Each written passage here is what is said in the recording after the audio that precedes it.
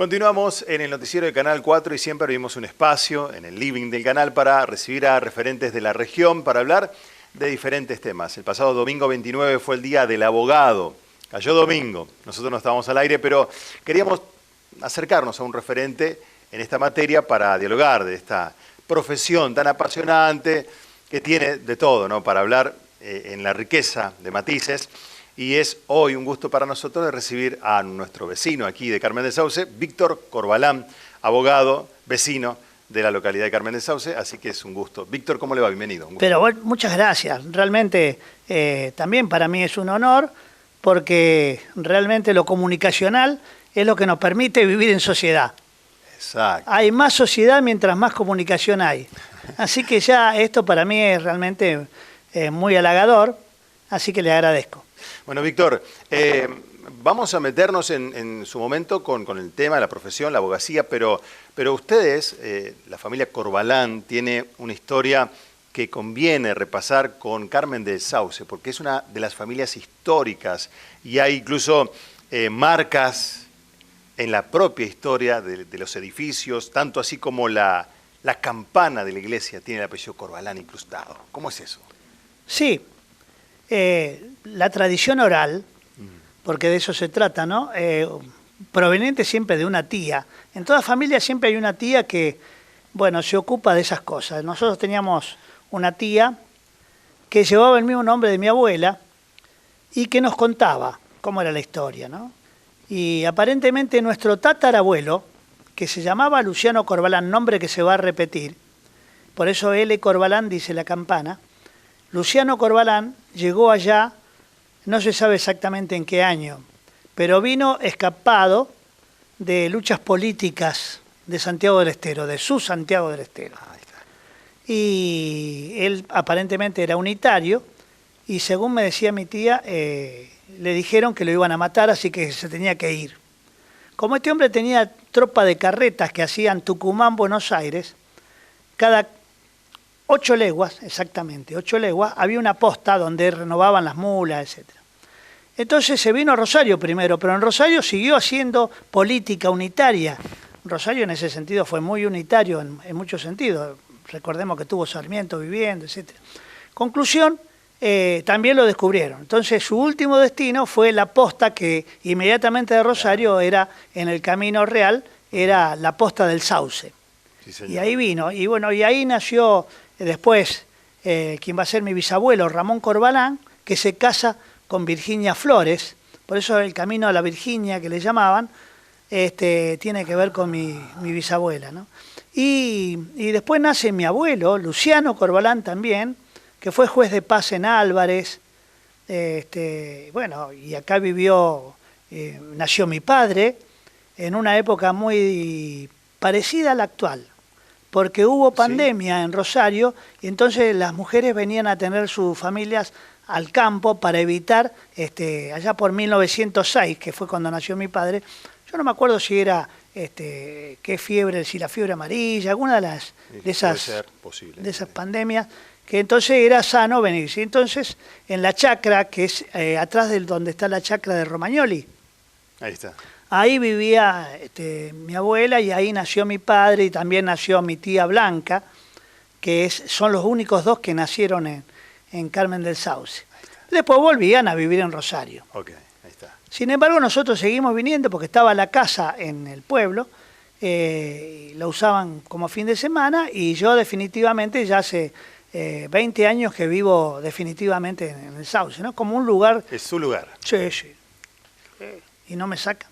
Qué lindo, qué lindo. Bueno, lo hemos visitado en varias oportunidades, tiene un espacio hermoso donde el arte te inspira en cada rincón, pintura, música, libros, literatura. La verdad que es súper interesante. ¿Y la profesión abogado, hay varios en su familia? Bueno, claro. Yo cuando veo amigos que llegaron a ser profesionales y el padre era un trabajador, un obrero, yo realmente los admiro. En mi caso era completamente distinto. Si yo no era abogado, estaba marcado. Claro. Mi padre era escribano. Entonces, las cosas para nosotros se nos facilitaron enormemente. Lo admirable es el médico, hijo de un trabajador. Claro. Bueno, el ascenso social. Claro. Claro. Sin embargo, bueno, fue sacrificado estudiar y yo trabajaba al mismo tiempo, trabajaba en tribunales y realmente apasionante, sobre todo la especialidad que yo elegí, que es la penal, que te enfrenta con el drama del delito, sobre todo cuando el drama es defender a un inocente. Y eso Claro. desgraciadamente me ha pasado muy seguido, lo que indica que no andan bien las cosas, que no está funcionando bien el sistema. Uy, ¿en qué temas nos metimos? El sistema está Sí, dejando huecos por todos lados. Sí, sí. Es terrible, pero bueno, casualmente el nuevo sistema procesal penal que tenemos, que lo tenemos desde 2014, gracias al gobierno en su momento, gracias a la unión del peronismo y el socialismo, pero gracias a Wiener, que fue el gobierno que lo ejecutó, lo implementó y lo puso en funcionamiento, permite visibilizar. Hoy usted, si tiene un proceso penal, conoce al juez. Antes no lo conocía. Antes estaba tan burocratizado que apenas conocía a un empleado, el sumariante, el famoso sumariante. Hoy no, hoy hay una sala de audiencia donde usted lo van a escuchar y va a haber un juez, un fiscal y un defensor. Eso es maravilloso y permite visibilizar los errores de los fiscales. A eso me refiero, a que lamentablemente nos estamos encontrando con que los fiscales no están trabajando acorde a lo que se espera de ellos. Bien. ¿Qué se espera? Que cuando acusen estén seguros de que van a conseguir una condena. Ahí está, con pruebas, todo. Exacto. Irrefutables. Exacto. Y fíjese ¿Pero y qué pasa? ¿Especulan? ¿Juegan? Bueno, en realidad es muy ¿Quieren difícil. manipular el sistema? Claro, en realidad es muy difícil llegar a una conclusión, pero hay varias cuestiones que dan vuelta, ¿no?, alrededor. Por empezar, los medios de comunicación, Sí, me imagino. cómo inciden a veces en llevar adelante, en presionarlo a un fiscal para acusar cuando la prueba no es suficiente. Eso por un lado. Y bueno, y por otro lado también puede tener una mirada diferente a la que tenemos nosotros y bueno, felizmente los jueces son muy buenos, tenemos muy buenos jueces en Rosario y bueno, ponen las cosas en su lugar y a la hora de la sentencia absuelven. Claro. Pero mientras tanto una persona se pasó 1 año, 2 años preso, si tuvo prisión preventiva, o si no estigmatizado por los Sí, la medios, condena porque social lo después. acusaron, la sociedad. Es muy difícil recuperarse de eso.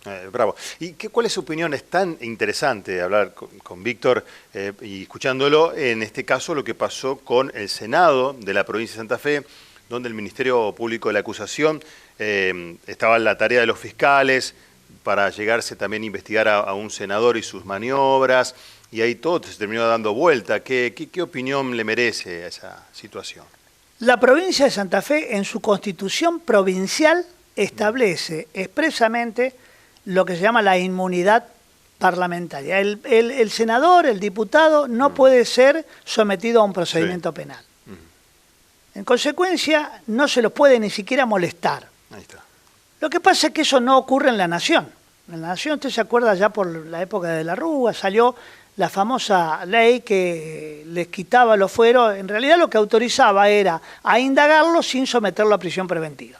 Ahí está. Entonces, en la Nación, un legislador, un diputado nacional, un senador nacional, puede ser indagado, aunque no puede ser sometido a prisión. En Santa Fe no. Lo que ha hecho un juez, que para mí está equivocado, es declarar inconstitucional la Constitución. Ah, bueno. Esto es la primera vez que yo lo veo en muchos años. Pareciera ser un partidario de Rivadavia. ¿Por qué digo esto? Porque nuestra Constitución es federal y permite que cada provincia disponga de qué forma, cómo se instrumentan las garantías de los legisladores. La Constitución de Rivadavia, como también la otra, fue una Constitución unitaria. No podía una provincia legislar diferente, todas eran iguales. Había una sola Constitución para todo el país. Todos. Nosotros tenemos federalismo y el federalismo implica respetar, aunque no nos guste, respetar que en Santa Fe no se puede molestar a un senador llamándolo a una imputativa. Y al contrario, el código, siguiendo esa misma línea, dice que cuando no le aceptan el desafuero, los propios legisladores, el fiscal debe archivar. Y acá, lamentablemente, los fiscales siguen insistiendo en que este hombre, estamos hablando de Traferri, ¿no? Armando Traferri. del senador Traferri concurra a brindar explicaciones o por lo menos a ser imputado. Claro.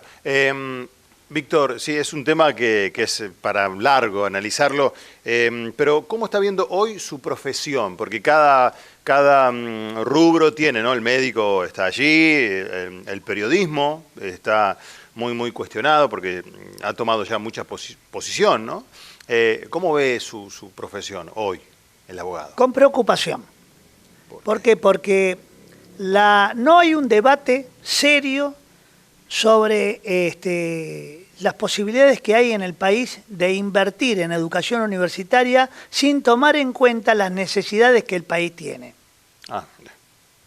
Ese debate no está prohibido. No. Ingreso irrestricto, todo el mundo tiene que ir a estudiar, aunque después terminen trabajando en una estación de servicio, como yo he tenido alumnos en la facultad, que me decían, doctor, usted fue profesor mío, ¿te recibiste? Sí, doctor, pero no puedo dejar de trabajar acá porque tengo un hijo y la obra social y bueno, y trabajando en una estación de servicio.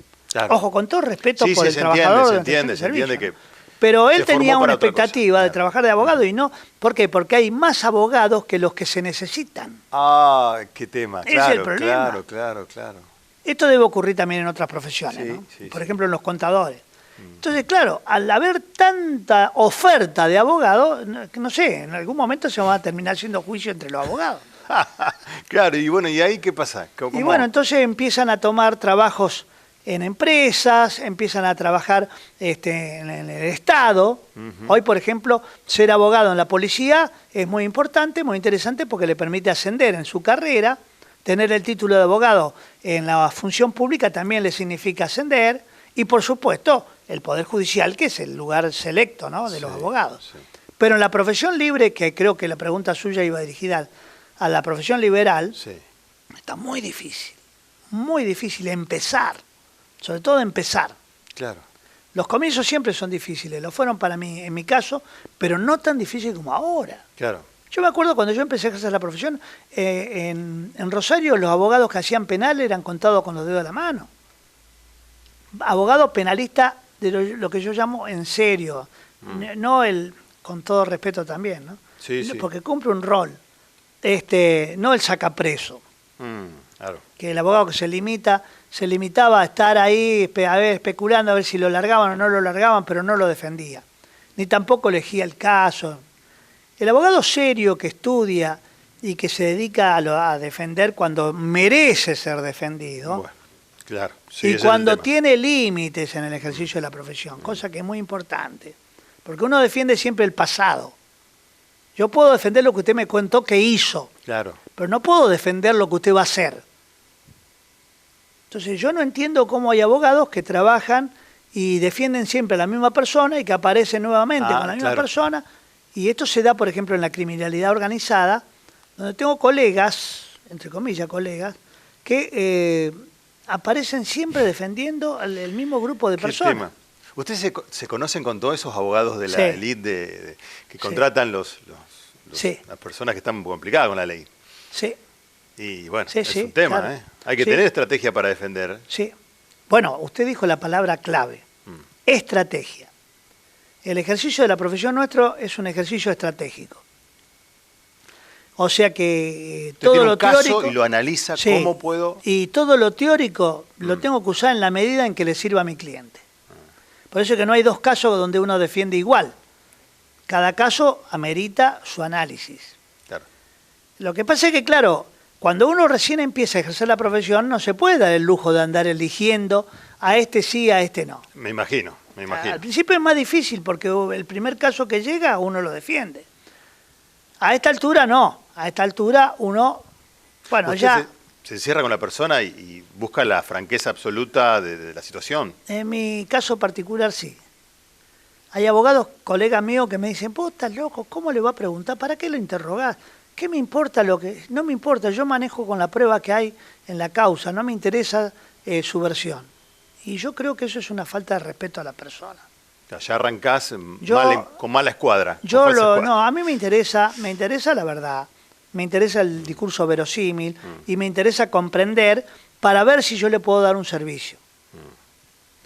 Me podré equivocar, pero en todo caso estaré justificado porque él me engañó, pero trato de conocer. Claro. Víctor, hay una sensación en todos nosotros de que en Argentina o es lenta la justicia o no hay justicia, que hay una puerta giratoria.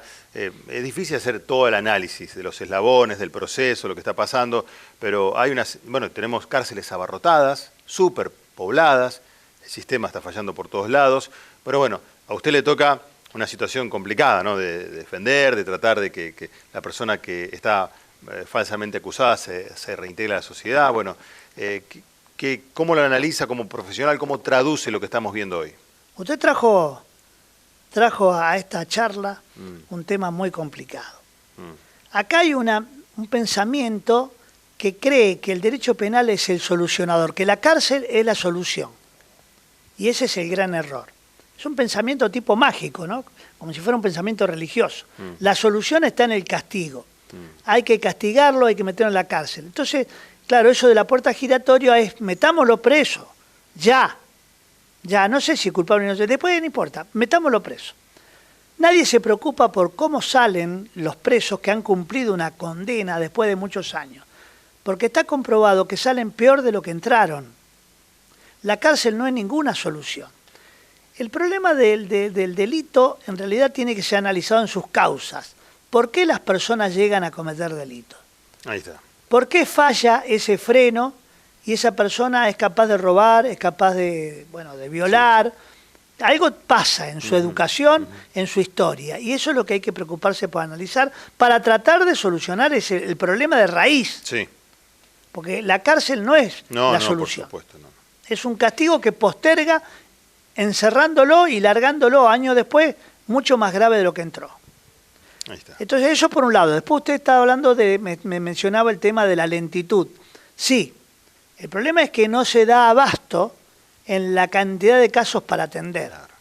Lo que hay que hacer es aplicar reglas lógicas, realistas, es decir, si tengo recursos limitados en el Estado, si yo en Rosario tengo 60 a 80 fiscales, puedo atender tantos casos. Lo demás no lo vamos a atender. Claro. Esperen. Lo demás, señor, discúlpeme. Es imposible, no hay físicamente, claro. Hay que sincerar eso, porque es más o menos como en la escuela. Pueden haber tantos alumnos, pero no puede haber más. Bueno, acá también puede haber tantos casos. Sí, yo lo que me refiero, Víctor, es que el damnificado, la familia que pide justicia, sí. y ve que ingresó. Nos pasa mucho con los casos de violencia de género, Víctor, que está denunciado, que lo metieron 2 días preso, lo soltaron y terminó asesinando a su pareja. O sea, esos casos, esa es la indignación de todos, de que vemos que está bien lo que usted dice, que la cárcel no es la solución, pero en lo inmediato para el damnificado es eso. Sí, bueno, hoy se está trabajando mucho en tema de violencia de género, como consecuencia inclusive de algo muy interesante, que es el empoderamiento que ha tenido la mujer, el discurso feminista, frente a un patriarcado en el que fuimos educados, criados todos nosotros, el machismo, digamos, que bueno, felizmente ha entrado en crisis y hoy la mujer es escuchada, es valorada y hoy tiene la posibilidad de que su discurso sea atendido. Eso es muy importante, muy importante. Entonces, se está trabajando mucho, cosa que años atrás no se trabajaba. Antes una mujer iba a hacer una denuncia contra el marido y decía, ¿usted qué prueba tiene? Y no, me pegó. No, bueno, pero no le dejó marcas. Así que, listo, ahí terminaba. En cambio, hoy va, y aunque no haya marcas físicas, el discurso ese es atendido, es contenida y, bueno, y se actúa. Víctor, si un joven nos está viendo, ella o él nos está viendo y quiere ser abogado, ¿Qué le dice el Víctor de hoy a esos chicos que quieren dedicarse a esta profesión? Yo a todo el mundo le digo lo que le he dicho alguna vez a mis hijos, ¿no? Hay que hacer lo que uno desea. Yo creo que cumpliendo el deseo uno puede llegar a acercarse a la felicidad. Ahí está. Si el deseo es fuerte, va a ser abogado. Ahora, no tenga la expectativa de que el título por obtenerlo implica un escalón social, implica un ascenso en la situación socioeconómica. No tenga esa expectativa porque lo que hablábamos antes, no es así. Sin embargo, es una profesión apasionante, porque es una profesión que está al servicio de la gente, porque además nos obliga a seguir estudiando, a seguir analizando. Tenemos que hacer contacto con la filosofía, tenemos que hacer contacto con la sociología, bueno, con todas las disciplinas que se le ocurra que tienen que ver con la sociedad, ¿no? Víctor, la verdad que siempre es un gusto escucharlo, uno aprende y bueno, esto espero que sea el comienzo de otras visitas más adelante porque como usted dice, la filosofía por ahí nos puede convocar con temas que son lindos de analizar, la música, porque además de todo eso, de ese universo que abraza usted, la música es gran parte. Sí, sí. Marinelli, al contrario, yo creo que los universitarios que tuvimos la suerte de alguna vez pasar por ese lugar tan interesante que es el saber, tenemos la obligación frente a la sociedad de nuestro discurso hacérselo llegar a aquellos que no han tenido esa posibilidad. Así que yo acepto con gusto la invitación en cuanto me la hagan. Bueno, feliz Día del Abogado, unos días después, pero gracias por venir también. No, al contrario, gracias a ustedes. Víctor Corbalán, abogado, vecino de Carmen del Sauce, estuvo en los estudios de Canal 4. Nosotros aquí en el noticiero seguimos de la siguiente manera.